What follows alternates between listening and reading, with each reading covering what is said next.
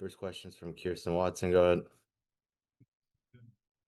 Hey Blake, just when you look at what the Phillies were doing yesterday offensively, obviously different game plans for different starters, but kind of what did you take away from yesterday as you prepare for your outing tomorrow? Yeah, just watching the lineup, watching aggressiveness on pitches, what they're swinging at, taking. Yeah, just learning. Can't really give much away, but yeah, just learning. Mhm. Next question's from Jack Harris. Go ahead, Jack. Hey Blake, what did you make of just the atmosphere in that ballpark yesterday, and how do you kind of prepare yourself to pitch in an environment like that? Yeah, I mean, I've done it before, but no, I mean, this place is special. The fans show up, they're passionate, they have energy, and no, I can't wait to pitch here tomorrow. So, getting ready. I mean, there's not like really anything you can do to prepare for it. Just as it's happening, just focus, breathe, um, and enjoy the moment. And then with the rotation, I mean, sometimes people talk about how like confidence can be contagious in a bullpen. Like when you have as many starting pitchers that have been pitching the way that you guys have over the last couple weeks, like does that kind of lift everybody when, you're going turn after turn and seeing everybody kind of pitch deep into games and throwing well? Yeah, I mean, we're all pushing for each other, but competing, with each other as well, and trying to be the best we can be. And we know the deeper we go, the better it is for our team and the better chance we have to win. So, yeah, it's a lot of fun to be in this rotation. Thanks. Next question's from Fabiano Ardaya. Go ahead. Hey Blake, I know you don't want to give up too much away, but is there anything you can pick up on from how aggressively you guys were able to pitch against guys like Schwarber and Harper yesterday, the success that you guys had as a team against those guys? Yeah, it was. Yeah, the guys did a good job. I don't know. Uh, yeah, they did a good job. I don't know really how to answer that without giving something away. All right, thanks, Blake. Yeah. Next question's from Sonia Chen. Go ahead, Sonia.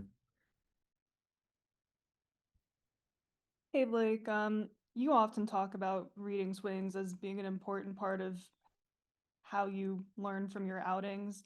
How is that something that you became good at? Well, just watching baseball, asking questions, learning. Had some really good pitching coaches over the years that have really pushed me and helped me just evolve who I am as a pitcher. And um, yeah, just always finding ways to get better and to be the best me. I think that's kind of how it's just pushed me year after year on what I can learn, how I can get better. And I just had a lot of good people around me that have taught me a lot, and then learning from veteran pitchers that I've been around as well.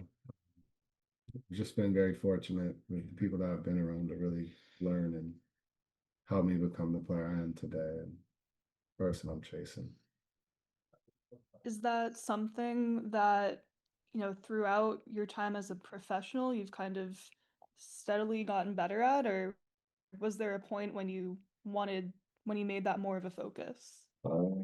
Yeah, I mean, I feel like I've always had like a knack for just the feel of the game at a young age. But as I've gotten older and advanced and, faced adversity and failure, it's just those are the things that I've picked up on that have, kind of helped me build confidence and gain trust throughout the years to just become better and to be consistent longer.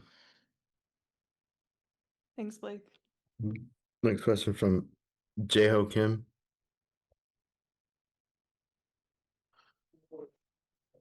Hi, Blake. Just for curious, uh, seems like you and Min So, the LAFC striker, have a good friendship. How you two guys became a friend, and how could you describe a relationship with him? With who? Kim. Oh, with Kim? Oh, No, I mean yeah, the story, the yeah, LAFC people. yeah. No, we just I mean, Jung Hoo Lee um and Hassan, I was really close with both of them. So then we signed Kim, both of them just, said like, great guy, take care of him, really good person. And then me and Kim started hanging out, talking, and yeah, I mean, he's just been an awesome teammate, an awesome friend, and yeah, I love the way that he shows up to work, compete, and he wants to be the best, and it's fun to talk with him and be around him just because of how much passion and energy he brings every day to the field. Yeah, Blake, I'm sorry, but I'm talking about the soccer player who means of the LAFC forward. Seems like you and him have a good Yeah. friendship. Yeah, oh, I it's said, done. I said Kim. Yeah, I mean, that was he came out at the first pitch, and I was already a big fan of his. Just because I used to play FIFA all the time, and he was the best player on the game, so I was a big fan of him just from that, and then watching him play, and then yeah, we just became really good friends after that. We were talking, and then I went to his game, and then he came back out to the playoff game, and we've just been building a friendship. So yeah, I mean we're friends and talking, and yeah, we'll see where the relationship goes. But we both really support each other, and it's been a really fun friendship. Any other questions for Blake? Go ahead, Nobu. Can you hear me? Yep, go ahead. Okay. You've talked about Rocky before a little bit. So after watching his pitching yesterday, what did you see his pitching? Yeah, I like how much he's confident when he comes out of the pen to close games. He's throwing strikes. He's attacking. He's fearless. It's a different Roki. The starter Roki was more cautious and a little nervous from what I could see, and um, he has such good stuff, but he was just nervous of what the hitter could do. And now he's going out there. He's more confident in what he can do, and that's so much fun to watch. And the team's really behind him and pushing, and he's coming out just extremely confident, and it's so much fun to watch him pitch that way. Thank you.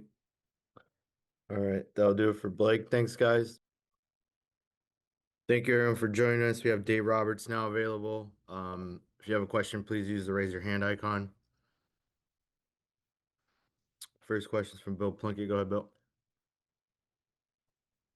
Yeah, Dave, a little unique schedule this year with the extra day off in the best of 5 series. How does that change your pitching strategy? What options does it open?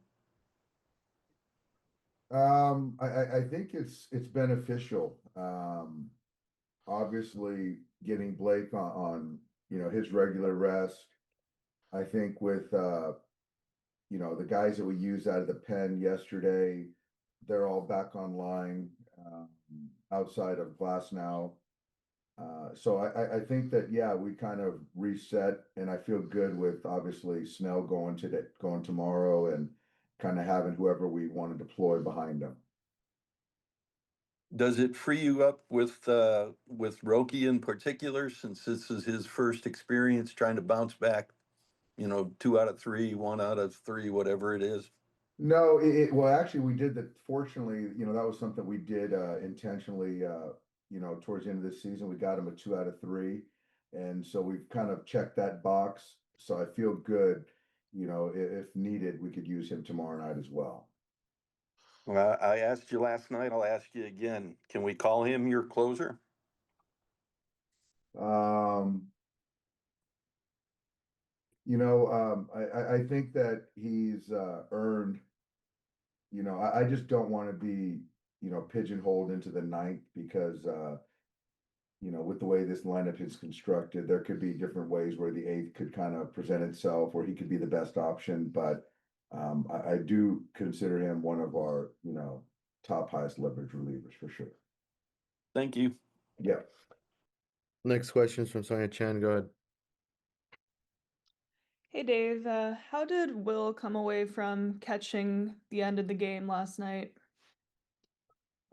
He's here right now getting treatment, gonna go through the workout. I haven't talked to him today yet. He's gonna go out there and take batting practice. And so once I kind of, have the conversation, talk to the trainers, watch him go through his work, then I'll have a better idea. But I think even, making the decision tomorrow, whether he's in the starting lineup or not, is gonna not be until tomorrow, kind of late morning, once I, hear from him and hear how he feels.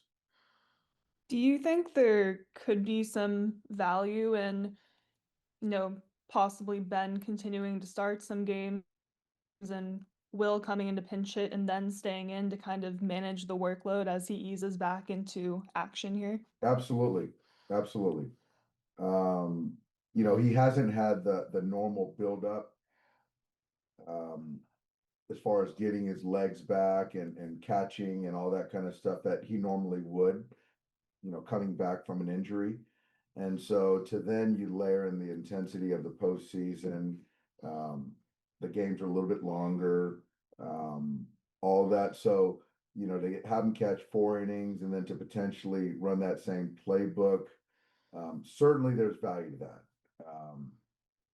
But if he says that he feels great, there's no remnants of game one, it might be hard for me not to kind of pencil him in. But yeah, certainly, Sonya, there's potential upside and just kind of, have him catch 4 to 5 innings. Cool. Thanks, Dave. Yeah. Next question is from Kirsten Watson. Go ahead. Hey, Dave, I know we've talked about just with Roki Sasaki and how these big moments, they don't necessarily phase him, but was there anything maybe that you learned about him just last night, be in the atmosphere here in Philadelphia, and how he was able just to kind of manage himself and his emotions on the mound? Yeah. You know, we saw him pitch, in leverage, as a reliever. Then we saw him go on the road. Then we saw him give up, a double in Seattle. Seattle responded to kind of getting hit to have a guy on base. To then, be thrust into on the road in a save situation, give up a double, and how he continued to attack the zone, get the grounder, get the pop up, was very valuable information. Not surprising from, I don't think, any of us, but it was still good to see that. Yeah, I just felt confident in him that he'd be able to handle his emotions in any circumstance. But I think it makes us all feel better once you see, him in certain spots and how he responds. Thank you, Dave. Yeah. Next question is from Jack Harris. Go ahead, Jack. Hey Dave, why do you think you guys had so much success against the top of their lineup yesterday, and how do you kind of sustain that moving forward in this series?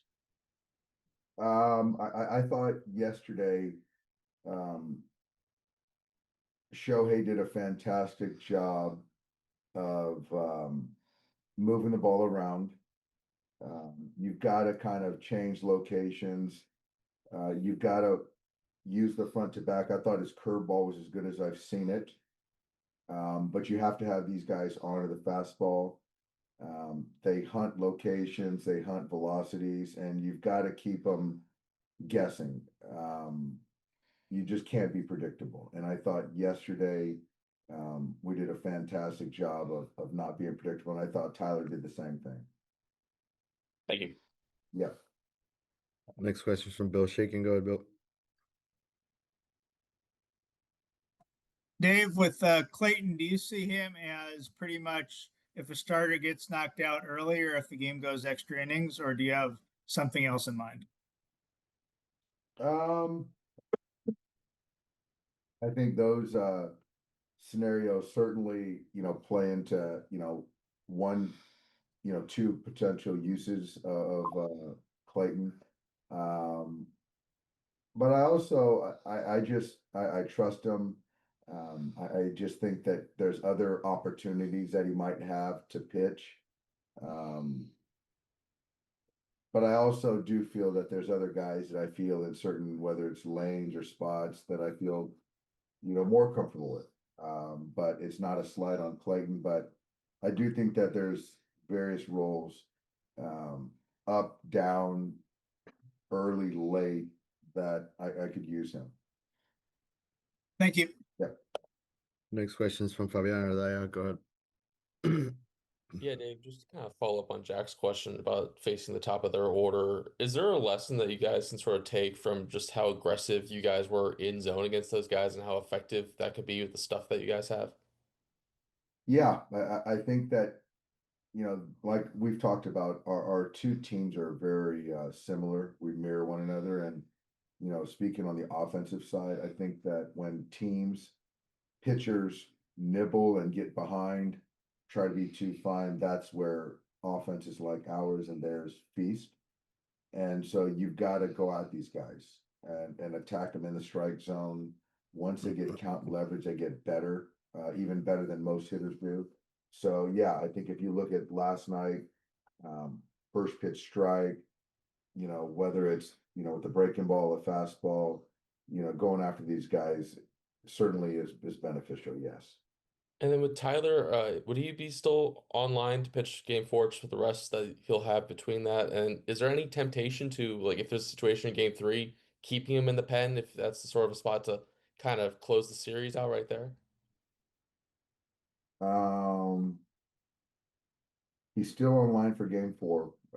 As I sit here right now, coming out of the pen, the rest of this series is not, on my radar. But you just never know how things play out. But having him lined up for game 4 is kind of where we're at. Thanks, Dave. Yeah. Next question is from Nayuki. Hi, Dave. Shohei struck out 4 times yesterday. How did you see his swing last night? I just thought that Sanchez was really good with the sinker, with the changeup. Then, he faced Strom, who made some good pitches on him, and then, got the walk. But I just thought that, he was chasing out of the zone, and then when he was taking strikes. So it was just a kind of a bad combination, just a bad night. Expect him to be better in game 2. Any concern about another lefty tomorrow? You don't have any concern About what? Another lefty tomorrow? No concern. No concern. No concern. Thank you. Yes.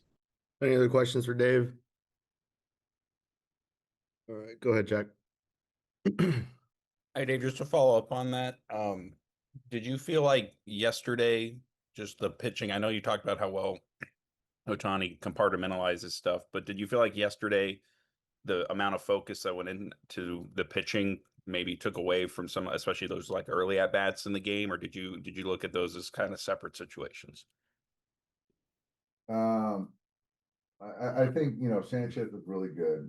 But I do think that on days that Shohei pitches, a large amount of the focus is on the pitching. And which I understand. But I think that, last night in particular, yeah, I know Sanchez was good. But yeah, kind of trying to weather that 3-run inning and kind of stay in there on the pitching side, I'm sure has some kind of bleed into effect on the bat. But Sanchez was really good though, regardless. Thank you. Yeah. That'll be it. Thanks, Dave. Thanks, everybody.